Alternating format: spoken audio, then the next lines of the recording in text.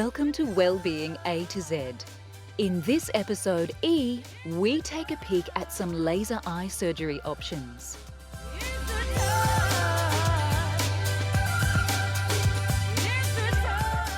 We discover why eggs are exceptional for you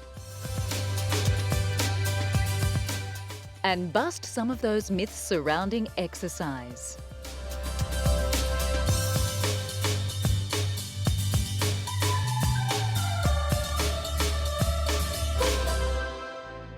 The beauty of sight is often taken for granted until things start to get a little fuzzy round the edges. But with today's technology, many eye disorders can be easily corrected. The trick is to catch them early. Have you noticed a change in the way your eyes focus? Are you short or long-sighted? A simple trip to the optometrist will perhaps shed some light on the situation. The eye test that we are most familiar with from our school days is the letter chart test. But an optometrist will also measure the pressure of your eyes and check the backs of your eyes for age-related decline, like cataracts or macular degeneration. It's recommended to have an eye test every 2 years.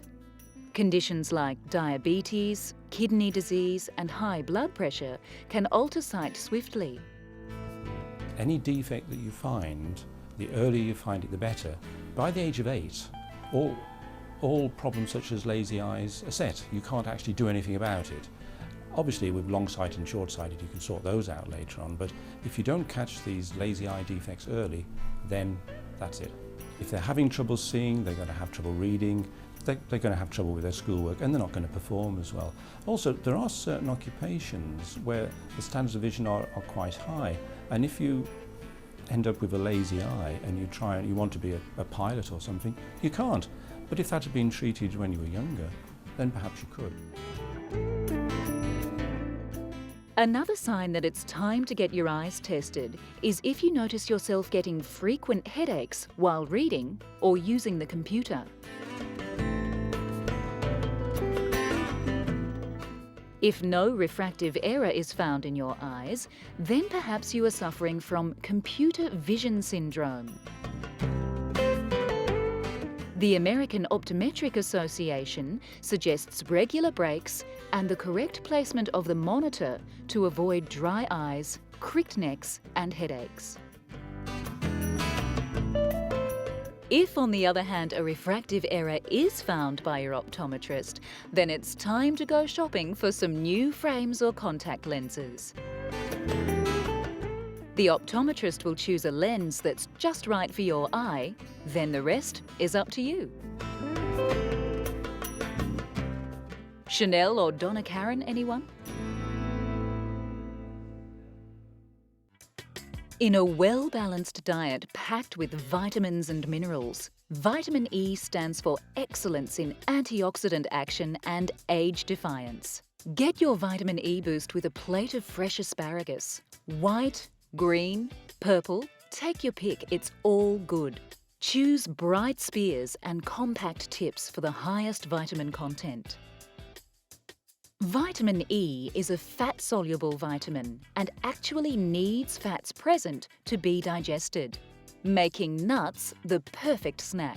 Almonds and hazelnuts in particular are high in vitamin E and good fats. Protect your cells' membranes from oxidation with a handful. Oils such as red palm and olive are high in vitamin E. So boost up your red blood cell count by cooking with one of these delicious alternatives.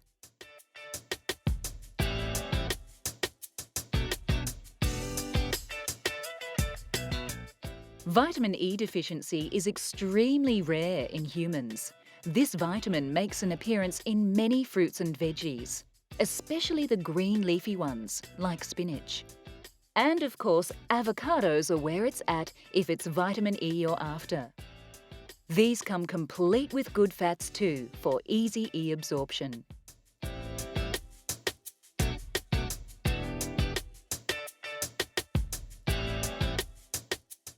Keep your eyes in condition by avoiding sugar, eating a balanced diet, and doing some simple focus exercises.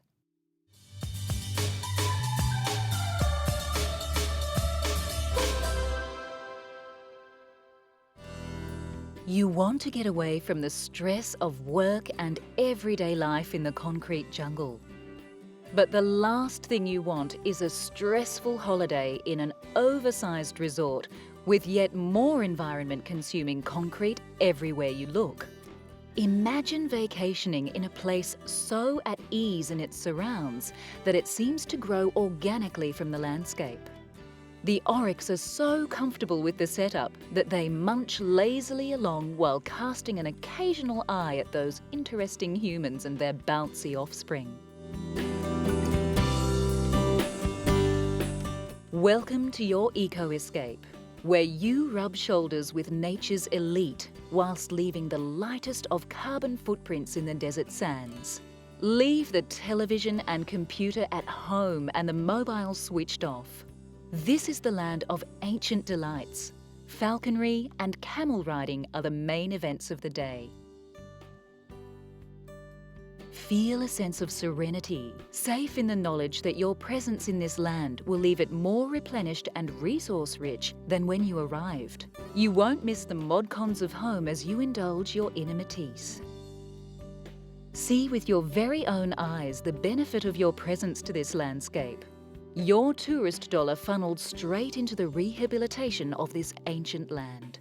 Flourishing vegetation and plentiful wildlife, the legacy of your soul-nourishing eco-escape. The secret's out.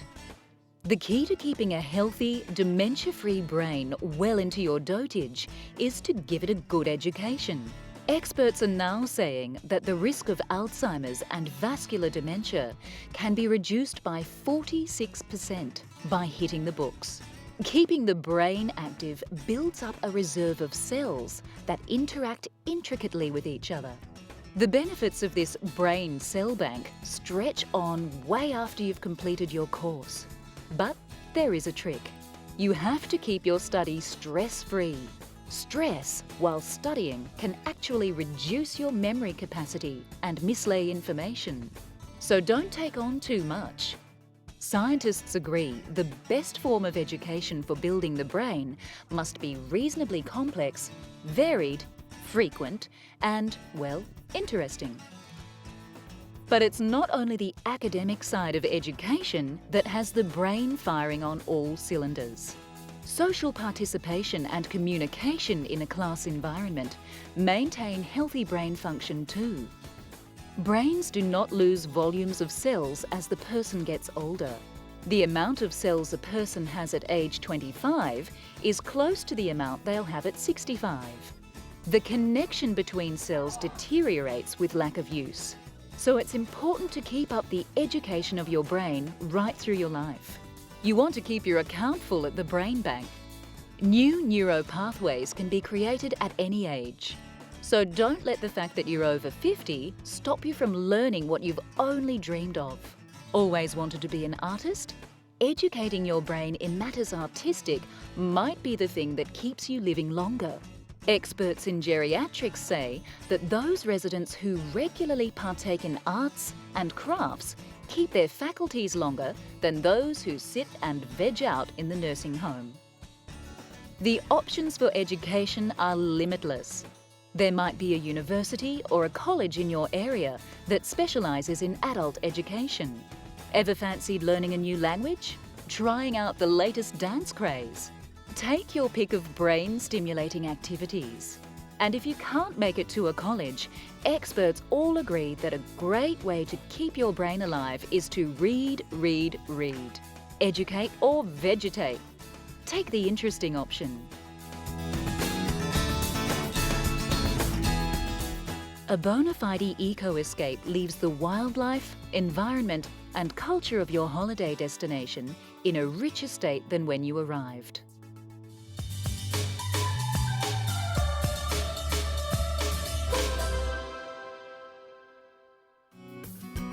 Do you need to book in for a spot of resurfacing? Sounds like something you'd have done to a car, doesn't it? But for the last 20 years, doctors have been using excimer lasers to recontour, resculpt and resurface the eye. Contrary to popular belief, absolutely everybody has some kind of refractive quirk between their cornea, that clear flesh over the eye, and their retina, the little black hole that adjusts to the light.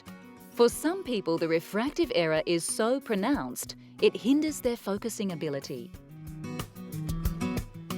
You might be suffering from short-sightedness or myopia, which means you can only focus on close objects.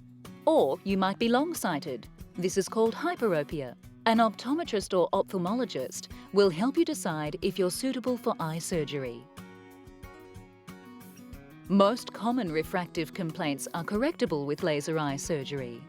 After receiving antibiotic drops and a few local anaesthetic drops pre-op, you'll be in the competent hands of the surgeon and his advanced machinery. The surgeon will remove the topmost layer of skin from the front of your cornea, and then the resurfacing of the deep cornea begins.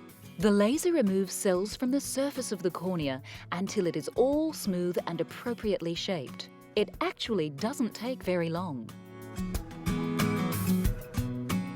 Once the top flap of skin is replaced, it adheres immediately to the eye, and sometimes people experience great vision 1 hour after the end of the procedure. For others, it might take overnight or a few days. In most cases, the entire event is pain-free. Some people might find their eyes feel dry and gritty post-op. Be careful not to rub your eyes for 2 weeks after surgery. You don't want to dislodge the flap, and contact sport should be avoided for 3 months. But after that, it's clearly life as usual. Cholesterol is the word on everyone's lips, and eggs seem to be at the heart of the matter. Are these little morsels to be feared or revered? Let's put it to the taste test. Eggs are packed with vitamins and minerals. Vitamins A, B1, B12, E, zinc, iron and a whole host of specialised antioxidants work together to guard against macular degeneration and other diseases. Eggs are also one of those rare foods in which vitamin D is found, helping your muscles and bones make the most of calcium intake. All these nutrients plus 10% of your daily protein needs, all for a crazy 70 calories. What a handy snack. So, what's all the fuss about? Well, eggs are essentially food for baby birds, and most babies thrive on foods rich in saturated fats. Eggs are high in cholesterol, delivering close to the daily recommended limit per yolk. However, countries like Japan and France eat lots of eggs, and neither of them have high levels of cardiovascular disease or coronary heart disease. Harvard has just completed a 20-year study on 57,000 men and women and have found that only people who eat eggs every day are at increased risk of heart disease.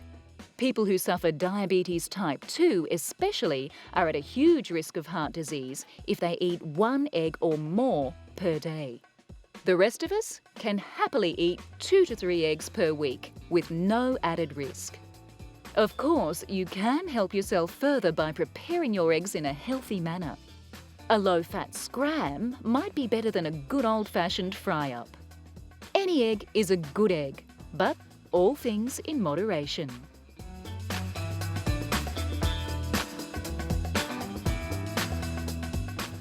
Try to choose eggs from free-range hens. They have 1/3 less cholesterol and twice the good fats than cheap cage eggs.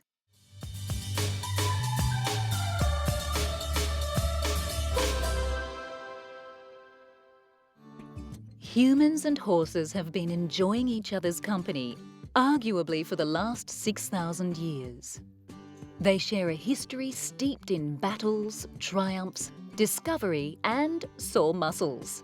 To the untrained eye, horse and equestrian appear graceful and fluid as they move effortlessly across the arena. But underneath all that stage calm, there is some awesome muscle action taking place. It's a superb way to keep fit.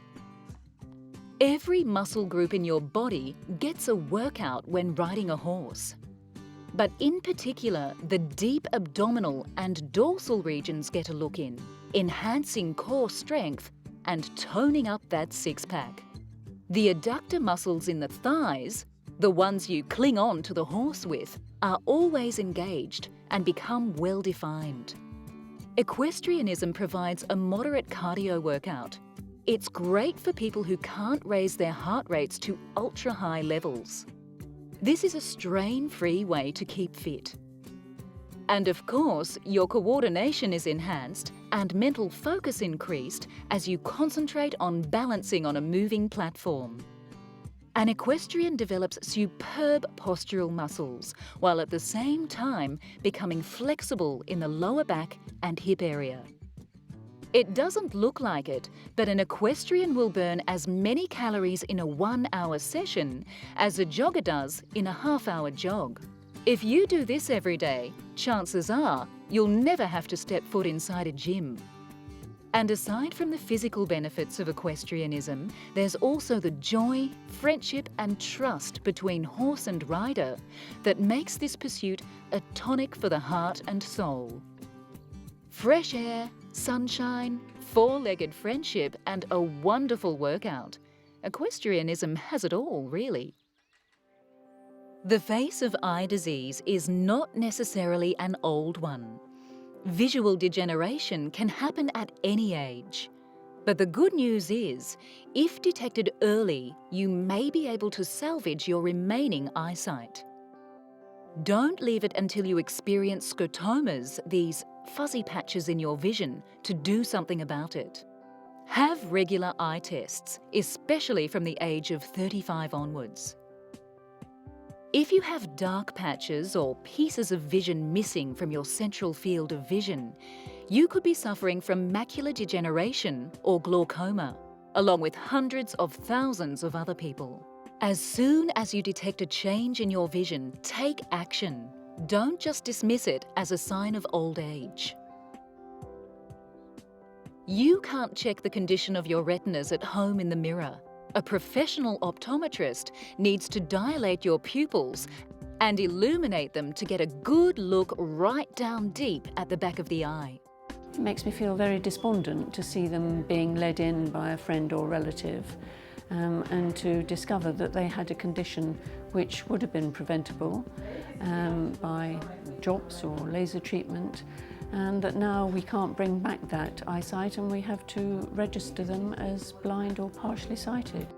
Glaucoma is another disease that affects a fair percentage of the population.